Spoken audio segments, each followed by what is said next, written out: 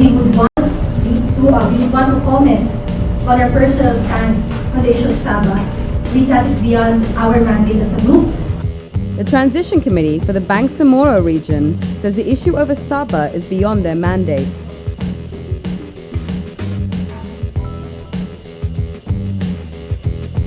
Senatorial candidates JV Ejercito, Bam Aquino, and Jack Enrile are the biggest losers in the latest Pulse Asia survey.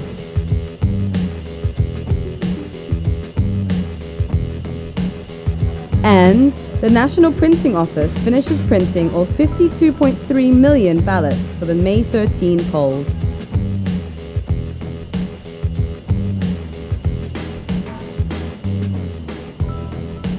Hi, I'm Aya Lowe, sitting in for Maria Ressa. Welcome to Rappler, your social news network. The 15-member Transition Commission, tasked to draft the basic law for the new Bangsamoro region in Mindanao, convenes for the first time today. The Sabah question hounds the ceremony, with the Moro Islamic Liberation Front saying it's not part of the agenda. Transcon Chair Mohager Iqbal says Sabah was never included in the provisions of previous peace agreements between the government and the Moro National Liberation Front. So, as much as we would want to comment on our personal stand on the issue of Sabah, that is beyond our mandate as a group. The Transcon marks the first time the government and the MILF will formally work together towards peace. The MILF hopes to complete all the annexes that will comprise the Comprehensive Framework Agreement before the May election. This 37th round of formal peace talks will resume next week after it was postponed on March 25. Both sides want to sign a final peace pact by April. The administration slate team Pinoy keeps its 9-3 lead against rival United Nationalist Alliance in the latest Pulse Asia survey conducted March 16 to 20. Team Pinoy candidates Loren Legada, Chiz Escudero, and Alan Cayetano continue to lead the pack ahead of the fourth placer Grace Poe.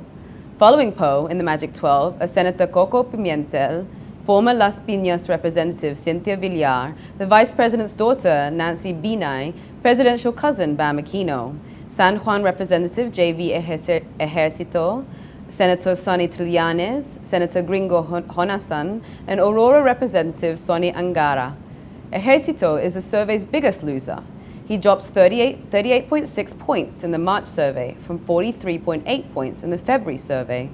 Last survey's biggest winner, Bam Aquino, is the second biggest loser. In the February survey, 43.2% of respondents said they will vote for him. In the March survey, only 38.6% said they will vote for Aquino. The third biggest loser is Cagayan Representative Jack Enrile, who drops 32.4% in the March survey from 36.6% in the February survey. Less than a month and a half before elections, ballots are ready as the National Printing Office finishes printing ahead of its deadline. Paterno Esmachel reports.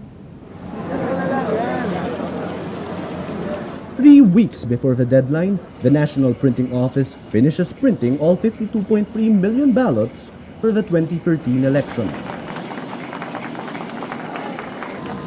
The ballots pass a series of tests. For the past 2 months, the Commission on Elections opens the ballot printing process to observers. The NPO sets up a viewing room for political parties as well as journalists. While observers may not enter the printing area, the viewing room lets them monitor printing activities. The NPO says only one political party is consistently monitoring. The most consistent is UNA. UNA has a 24-hour 24/7 watcher dyan. Nagre-relievo sila. So, nung una, tinatanong ko bakit ito palagi nandito. Representative pala sila ng UNA. Sila lang. The others, pabisibisita kay BL, nagpunta dyan. Yung nationalista, nagpadala minsan. Yan na. But LP minsan. One of UNA's free representatives, Jojo Maximo, holds his ground until the last day of printing. For Maximo, his presence helps UNA guard the process even if from a distance. Yun ang order eh. Yun ang gusto ng UNA. Para mabantayan din. At Hindi, kahit pa paano, may ano naman kami na nalalaman naman namin yung oras-oras na nangyayari dyan. Kahit nandito lang kami, nakikita namin kung ano yung mga nangyayari sa loob. A former election lawyer, COMELEC Chairman Sixto Brillantes, knows it's important for parties to guard the ballots. This was open to the political parties. Hindi sila nagpunta, ibig sabihin napakalaki ng tiwala nila.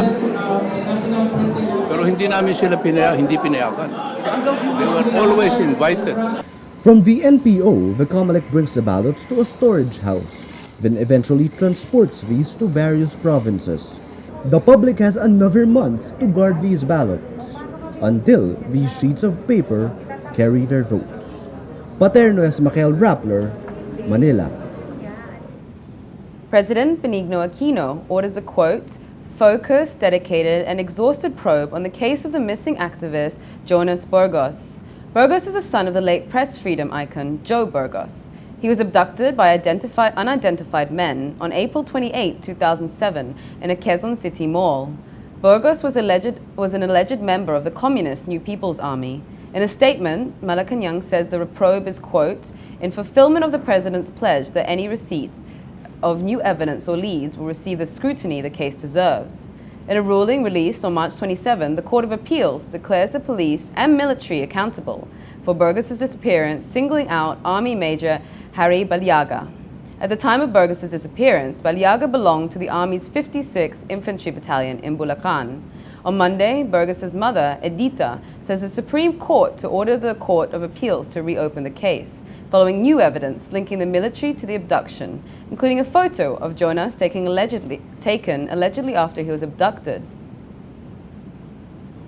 The Supreme Court lifts a 2005 freeze order on the 54 million peso assets of former military comptroller Jacinto Ligot. The Supreme Court says the indefinite period of the freeze order violates Ligot's right to due process and his right to be presumed innocent until proven guilty. The Court of Appeals first issued the freeze order on July 5, 2005. The Court of Appeals extended the freeze order on September 20, 2005, quote, until after all the appropriate proceedings and/or investigations have been terminated. Ligot, his wife, and children are accused of amassing 700 million pesos in ill-gotten wealth from military coffers. When he was a general, Ligot's take-home pay was only about 40,000 pesos a month. The controversy involving Ligot triggered a Senate probe, which led to the 2011 testimony of his former staff, ex-Lieutenant Colonel George Rabusa. Rabusa said the senior generals were given millions in cash monthly as part of their allowance. The scandal caused former Defense Secretary Angelo Reyes, a close associate of Ligot and Rabusa, to kill himself. South Korea says it has contingency plans to ensure the safety of its citizens working in a joint industrial zone in North Korea. Defense Minister Kim Kwan-jin says we have prepared a contingency plan, including possible military action in a case of a serious situation. On Wednesday, North Korea blocked South Korean access to the Kaesong Joint Industrial Zone, but says the 861 South Koreans in the complex would be allowed to leave. South Korea's Unification Ministry says many chose to stay in Kaesong to ensure the smooth operation of the companies there. The industrial complex, which lies 10 kilometers inside North Korea, was established in 2004 as a symbol of cross-border cooperation. And supporters of former U.S. State Secretary Hillary Clinton launched ReadyForHillary.com, a website for Clinton's possible 2016 White House bid. The site belongs to the Ready for Hillary Super Political Action Committee, which aims to rally enthusiasm for Clinton should she decide to run in 2016. The site features photos of Clinton and praise for supporters. Former British Prime Minister Tony Blair is quoted as saying, "What makes Hillary Hillary is strength, toughness, and a very strong streak of principle. I have just an instinct that the best is yet to come." Since leaving the State Department on February 1, Clinton herself fueled speculation she's preparing for a return in politics. She recently released a video message announcing her support for the politically sensitive issue of same-sex marriage. But Clinton says she has no plans to re-enter politics, claiming she wants to rest after 2 decades in the public spotlight. US President Barack Obama announces a $100 million project to map the human brain, targeting cures for diseases like Alzheimer's. The research initiative will seek to find new ways to treat, cure, and prevent brain disorders like epilepsy and Alzheimer's. The research initiative will be run by the National Institute of Health, the Defense Advanced Research Projects Agency, and the National Science Foundation. Let's now look at Rappler's Wrap for today, a list of the 10 most important events around the world you shouldn't miss. At number 2, Malaysian Prime Minister Najib Razak dissolves Parliament in preparation for general elections. The Election Commission will meet to decide on a date for the poll, which is likely to take place in the next few weeks. Analysts predict the election will be the closest ever amid concerns over corruption, the rising cost of living, and crime under the Barisan Nasional Coalition, which ruled Malaysia since independence in 1957. At number 7, the gang rape of an American tourist in Brazil's most populous city renews safety concerns as the city prepares to host the 2014 World Cup. On March 30, an American woman was raped by several men in a van while her male companion was handcuffed. Police arrested 3 suspects. Rio will also host the 2016 Olympics. At number 9, comedian and talk show host Ellen DeGeneres says the sequel to the 2003 hit Finding Nemo is coming out in 2015. DeGeneres will reprise her role as Dory, star of the sequel titled Finding Dory.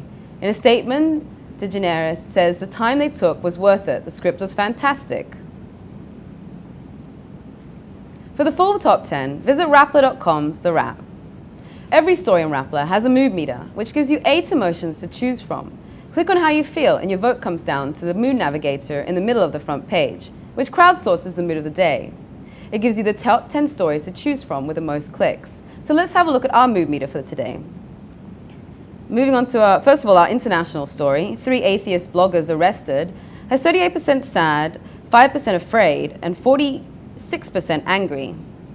Our local story, disqualify Kabayan over PDI column, has 18% angry, 3% sad, and 75% annoyed. And then moving on to our most voted story of the day. Purisima, Philippines is actually 2 notches above investment grade, has 24% inspired and 74% happy. All contributing to the mood of the day. Today, most people are happy. And that's Rappler's Newscast for today, Wednesday, April 3rd, 2013. Visit Rappler.com and watch our newscasts Monday to Friday. Tell us how you feel on our mood meter and help us crowdsource the mood of the day. I'm Maya Lowe, and as we say at Rappler, tomorrow begins today.